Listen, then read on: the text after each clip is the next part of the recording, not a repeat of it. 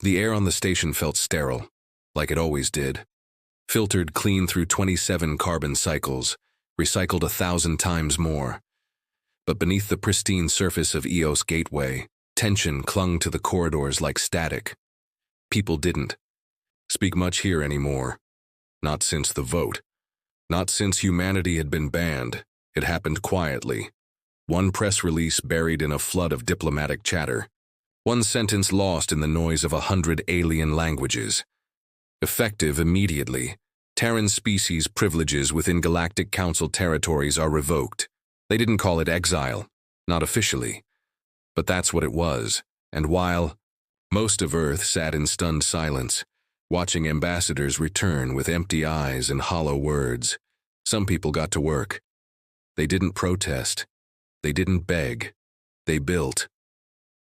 Across abandoned colonies, in rusting dry docks orbiting Jupiter, in labs hidden beneath Martian sandstorms, humanity began creating something of its own, an empire not handed to them, not shared with them, but forged by their own hands. But this story doesn't start with a grand ship or some war-scarred admiral barking orders. It starts with a boy. Nico Jordan didn't look like a revolutionary. 16. Lanky, always half listening to a beat only he could hear. He was the kind of kid you'd overlook in a crowded maglev station, except maybe for the way he carried himself. Shoulders slightly too proud for someone who'd spent most of his life being told to stay in his place. He was heading home from a placement interview on Station 17, his third in as many months. Another dead end. Another polite smile and, "We'll let you know." He didn't expect much. The maglev was crowded, like it always was during off-shift rotations. No seats, no room to breathe. Just the hum of tired bodies and the stale breath of recycled air. That's when he saw her. She was maybe late 20s, clearly pregnant, standing with one hand gripping the overhead rail, the other wrapped protectively around her belly. She looked exhausted, more than just the kind that came from growing a life inside you. This was the look of someone carrying a whole world on her back. Without thinking, Nico stood. The people around barely noticed. Just another act of quiet decency in a galaxy that no longer cared. She hesitated at first, blinking at him, caught off guard. Then she smiled, a little too grateful for such a small gesture, and sat down, exhaling a thank you that barely rose above the drone of the train. Nico didn't expect anything more. That wasn't why he did it. But as the train pulled into the next station, she reached into her coat, pulled out a small envelope and handed it to him. "No one ever taught you that, did they?" she said, voice soft but steady. "You just knew." Before he could answer, she was gone, lost in the flow, the crowd. He stood there for a moment, the envelope in his hand, watching her disappear into the crowd. Something about her words stuck with him, like a riddle he hadn't realized he was supposed to solve. He didn't open the note until hours later, when he was back in his quarters, light years from anything that made sense. It was handwritten. Actual, ink, not stylus drawn, and the paper had that crinkled, fragile feel like it had been folded and unfolded many times. The message inside was short. "You're needed. Dock 12, EOS Fringe. Midnight." No signature, no explanation. But something in his gut twisted, not in fear but in certainty. Somehow, impossibly, it felt like everything he'd been waiting for had just shifted, like the universe had finally blinked in his direction. Midnight came, and he went. He didn't tell his mom. Didn't tell his cousin Milo, who was crashing on their couch again. Didn't even message Mace, his best friend since 6th grade. He just went. Dock 12 looked abandoned. Half the lights didn't work, and the security feed had gone to static. But a ship sat waiting, dark, angular, and silent. A woman stood at the base of the ramp, her face hidden under a hood, though her posture was unmistakable. It was her. "The woman from the train. You came," she said, like it wasn't a question. "What is this?" he asked. She studied him for a moment, then stepped aside. "Something bigger than either of us." Nico should have walked away. Every logical part of his brain screamed at him to run, but he didn't, because something deep inside him already knew. This was the beginning. What he didn't know, what no one could have predicted, was that the small act of kindness he'd shown that day would ripple out into something far greater. That behind that note was a plan, a rebellion, a movement. The woman was more than she seemed. And he was about to become a spark. By the time the Galactic Council realized what had begun, humanity's exile would be old news. They thought they'd buried us in silence. They forgot one thing. We grow in the dark. And Nico Jordan, one tired, kind-hearted teenager from the back end of a broken solar system, was about to set fire to the stars, but not yet. First, he had to choose. And as the ramp hissed open and the shadows of the ship swallowed him whole, a question echoed in his mind. One he'd be answering for the rest of his life. What would you do if the galaxy said you didn't belong? The ship's doors sealed behind him with a final, thunderous clunk, and somewhere, far above the stars, the Council's sensors missed the ignition of a ship they'd long thought dead. The human empire had just taken its first breath. Inside the ship, the air was warmer than Nico expected, carrying a strange mix of mechanical oil, ozone, and something faintly sweet, like spices burned a long time ago.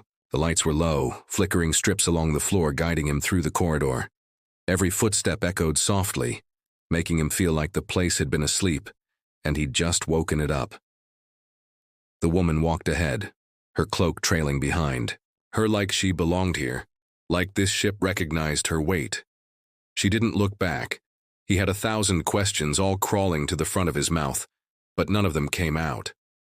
There was something in the air, not just in smell, but in feeling, a pressure like the ship itself was listening.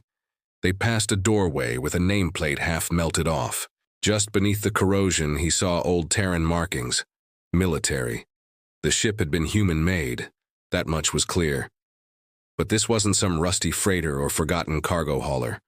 The structure of it felt purposeful, tight corridors with reinforced plating, hidden compartments, angled panels for defense and stealth.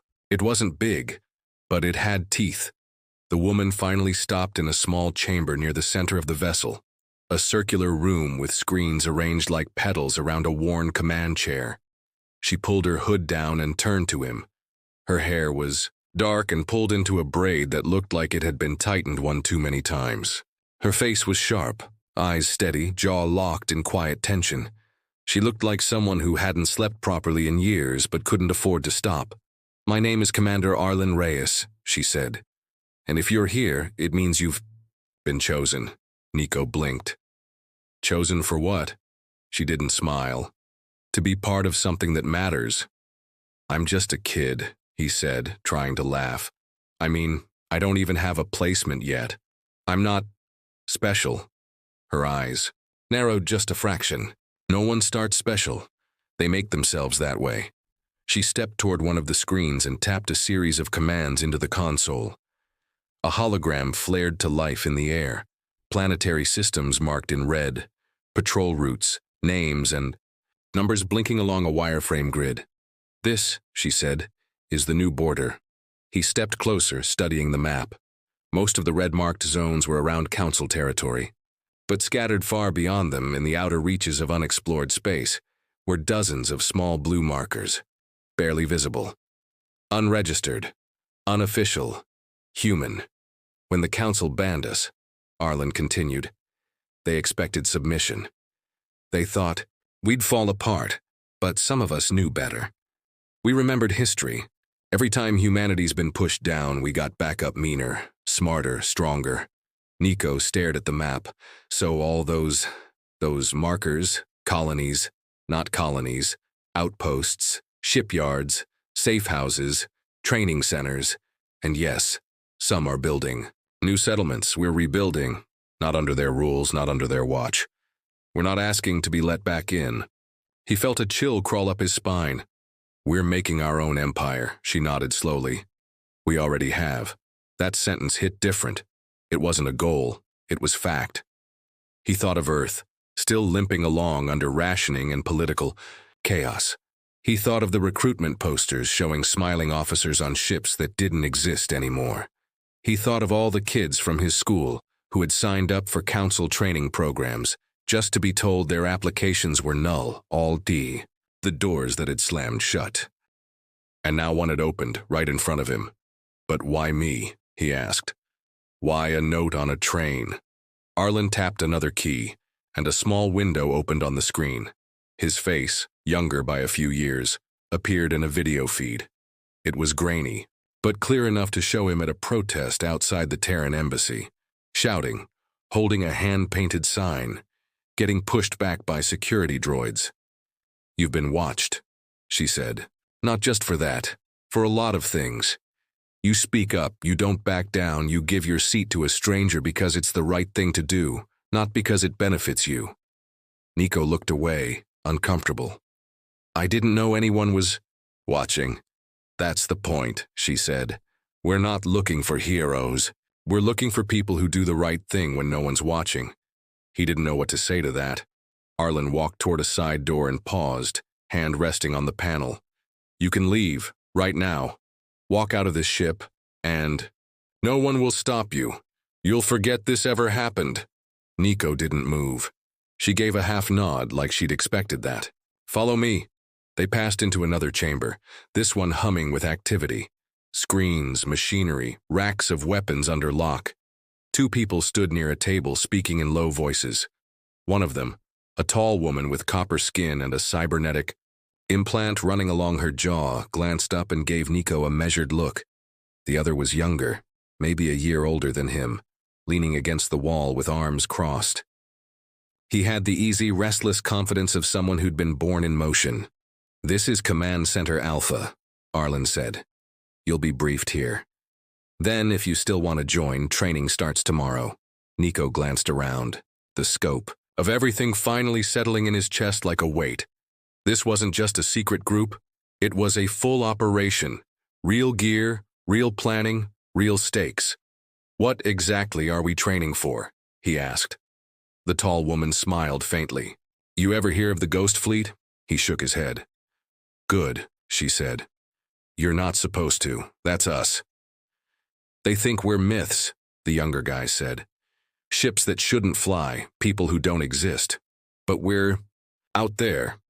Every time they look the other way, we hit something they thought was secure. Arlen turned back to him.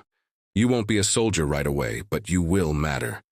Everything we do, whether it's recon, repair, or even just delivering a message, builds towards something bigger.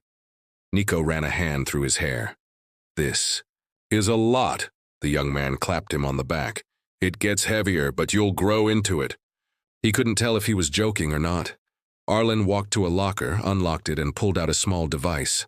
A badge with the old Earth insignia, the one that hadn't been used since the council vote. She handed it to Nico. No one out. There is coming to save us, she said. So we save ourselves. You in? Nico stared down at the badge, feeling the metal warm in his palm. It wasn't shiny or polished. It was worn, scratched, real. His voice was quiet but steady. Yeah, I'm in. Behind him, the door hissed closed. Outside, Eos Gateway carried on, unaware. But in the shadows of that forgotten dock, a spark had caught, and above them, in the dark space where forgotten things go, the Empire waited.